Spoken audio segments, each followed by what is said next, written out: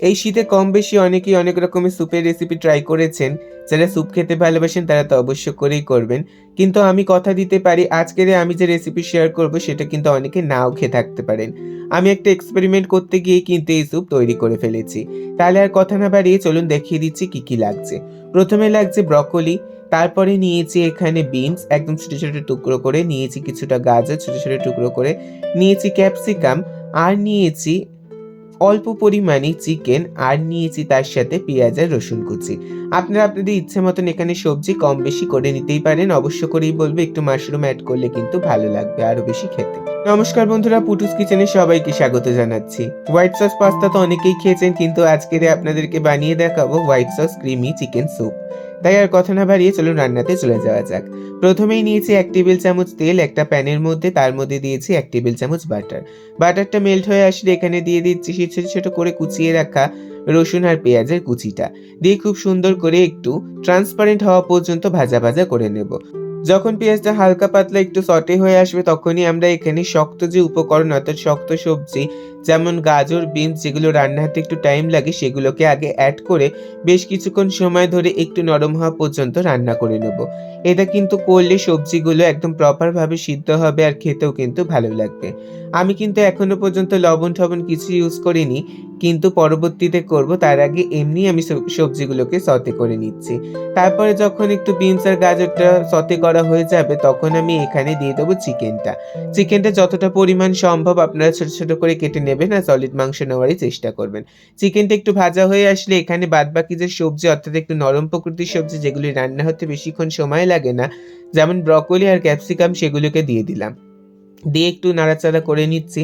তারপরে এখানে একে, একে স্বাদ মতন লবণ এড করব। লবণটা একটু অল্পই এড করছি কারণ বাটারেও কিন্তু লবণ থাকে। দেব একটু গোলমরিচ অসম্ভব একটা সুন্দর ফ্লেভারের জন্য।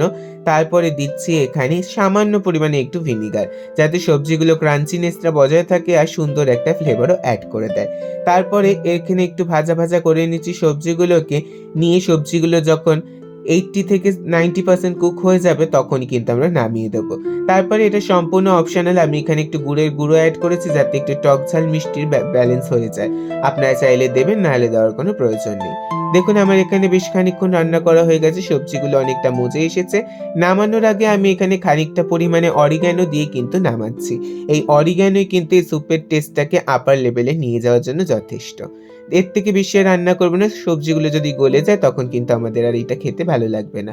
প্যানটা আবার খালি করে নিয়ে নিয়েছি। সবজিগুলোকে একটি পাত্রে ট্রান্সফার করে আবারও তেল দিয়ে দিচ্ছি 1 টেবিল চামচ।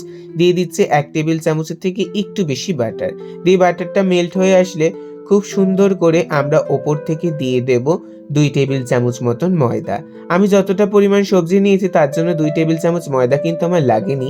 আমি ময়দাটা ভাজা হওয়ার পরে কিন্তু তুলে রেখে দিয়েছিলাম এবং পরবর্তীতে আমি অন্য রেসিপিতে সেটাই ব্যবহার করেছি। গ্যাসের ফ্লেমটাকে একদম লোতে রেখে আমাদেরকে কিন্তু ময়দাটাকে খুব সুন্দর করে ভেজে নিতে হবে। কিন্তু ভাজতে গিয়ে দেখতে হবে যেন এটা পুড়ে না যায়। পুড়ে গেলে কিন্তু একদমই টেস্ট ভালো আসবে না। আর ময়দা যত সুন্দর করে ভাজতে পারবেন তত সুন্দর কিন্তু এই হোয়াইট সসের টেস্টটা হবে। তারপরে ময়দাটা খুব সুন্দর করে ভাজা হয়ে গেছে। কি করে বুঝবো ভাজা হয়েছে? বাটারের সাথে ময়দাটা মিশে যাবে আর একটু ফেনা কাটতে শুরু করবে। ঠিক তখনই আমরা প্রথমে একটু অল্প মতন দুধ দিয়ে খুব সুন্দর করে আমরা এটাকে মিশিয়ে নেব, যাতে কোনো রকমের লাম্পস না থাকে। তারপরে মেশানো হয়ে গেলে বাদবাকি দুধটা এখানে দিয়ে দিয়েছি। আমি এখানে 1/2 লিটার মতন দুধ কিন্তু নিয়েছি। আর আমি দোকানে পাওয়া প্যাকেট দুধই কিন্তু ব্যবহার করেছি। খুব সুন্দর করে মিশিয়ে নিতে হবে যাতে একদম স্মুথ হয়ে যায়, কোনো প্রকার লাম্পস না থাকে। এবার সসেও টেস্ট আনার জন্য দিয়ে দিলাম স্বাদ মতন লবণ। লবণটা আমি এখানে একটু অল্প দিয়েছি কারণ আমি একটু চিজ এড করব। তারপরে দিলাম গোলমরিচ, সামান্য একটু অরিগানো আর সামান্য একটু চিনি। এই চিনিটাও কিন্তু অপশনাল, দিলে ভালো লাগে, না দিলেও কিন্তু কোনো সমস্যা নেই। আমার পছন্দ তাই আমি দিয়ে থাকি। তারপরে যখন একটু ফুটে আসবে তখন আমরা এখানে চিলি ফ্লেক্স দেব। আপনারা যদি বাচ্চাদের জন্য বানিয়ে থাকেন তাহলে এভয়েড করতে পারেন। এটা কিন্তু আলাদা কোনো টেস্ট আনে না, জাস্ট একটু স্পাইসিনেসটাকে বাড়িয়ে দেয় আর দেখতে সুন্দর লাগে। খুব বেশি ফোটাবো না যাতে ঘন না হয়ে যায়। একটু বলক আসলেই কিন্তু আমরা সেই ভেজে রাখা সবজি আর চিকেনটা এর মধ্যে দিয়ে দেব। দিয়ে সামান্য একটু ফুটে আসলেই কিন্তু আমরা এখানে ওপর থেকে সামান্য একটু চিজ দিয়ে চিজটা অবশ্য করেই আপনারা আপনাদের পরিমাণ মতন অ্যাড করবেন। আমি অল্পই অ্যাড করেছি সুন্দর একটা ফ্লেভারের জন্য। তারপরে ঘনত্বটা আপনাদেরকে দেখিয়ে দিচ্ছি, যেহেতু বলেছি স্যুপ, তাই কিন্তু ঘনত্বটা বেশ পাতলাই থাকবে। একটা চামচের পিছন দিকে একটা পাতলা লেয়ার পড়ছে, ব্যাস এইটুকুনি কিন্তু যথেষ্ট। এর বেশি ফোটালে কিন্তু আর থকথক হয়ে যাবে, তখন খেতে ভালো লাগবে না। আর এটার একটাই টিপস রয়েছে, একদম গরম কিন্তু সার্ভ করতে হবে। ঠান্ডা হয়ে গেলে কিন্তু এটা খেতে একদমই ভালো লাগবে না।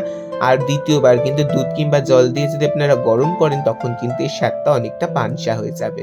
তারপরে আর কি, গরম এই স্যুপ সার্ভ করুন। ১ বাটি স্যুপ কিন্তু একজনের পক্ষে সাফিসিয়েন্ট, আর খুব চটজলদি কিন্তু খিদে মিটিয়ে দেয়।